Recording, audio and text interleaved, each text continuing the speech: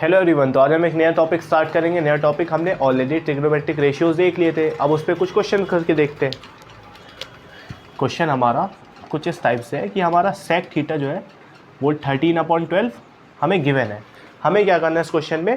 Question इस तरीके से आएगा, if the value of sec theta is equal to 13/12 then calculate all the trigonometric ratios. Sec theta के अलावा और कौन कौन से ट्रिग्नोमेट्रिक रेशियोज जो हम जानते हैं?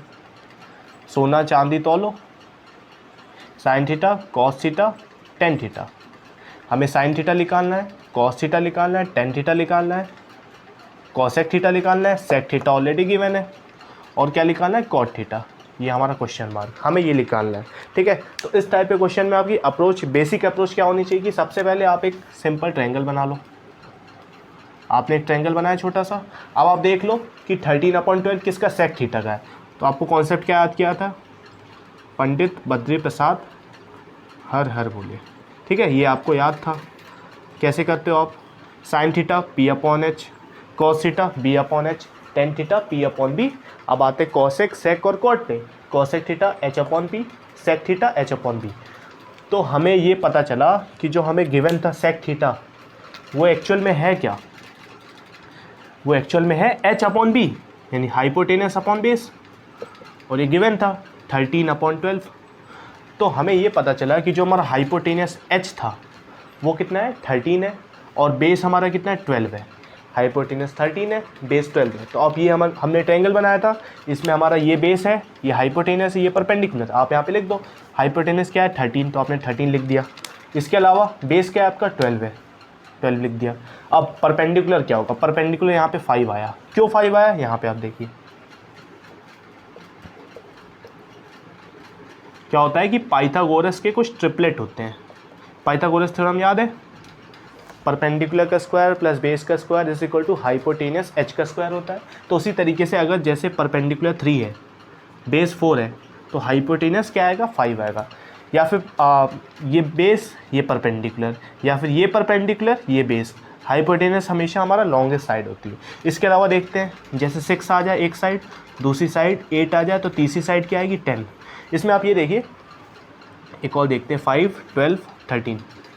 इसके अलावा भी बहुत सारे ट्रिपलेट होते हैं, लेकिन बस अभी आप ये देखिए, ये आपके हमेशा काम आएगा।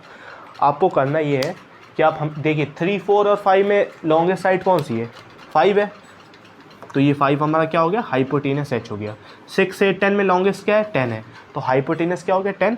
5, 12, 13 में क्या सबसे बड़ा है? लॉन्गेस्ट 13 है। तो हाइपोटेनस हमारा लॉन्गेस्ट साइड पता चल गया। अब बस बात ये रहेगी 3 और 4 में परपेंडिकुलर कौन है और बेस कौन है, ये देख लेते हैं। जैसे मान लीजिए ये 6 है, ये 8 है, ये 10 है। अगर यहाँ पे एंगल बनेगा तो ये बेस हो जाएगा, ये परपेंडिकुलर हो जाएगा।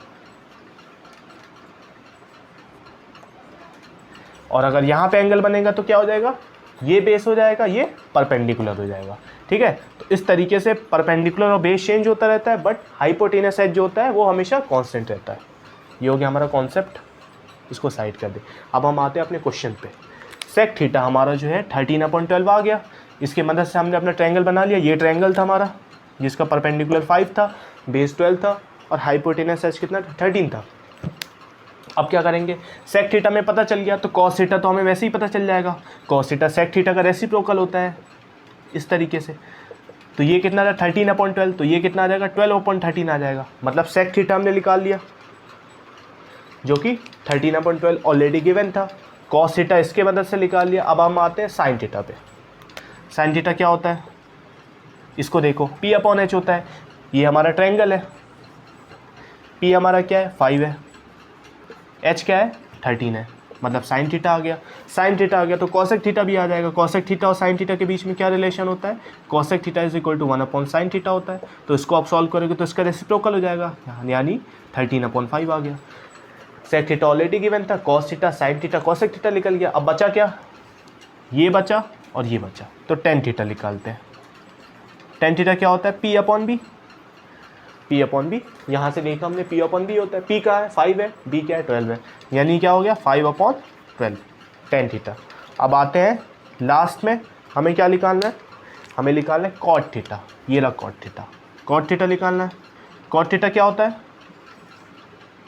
कॉट थीटा क्या होता है? टेन थीटा का रेसिप्रोकल होता है।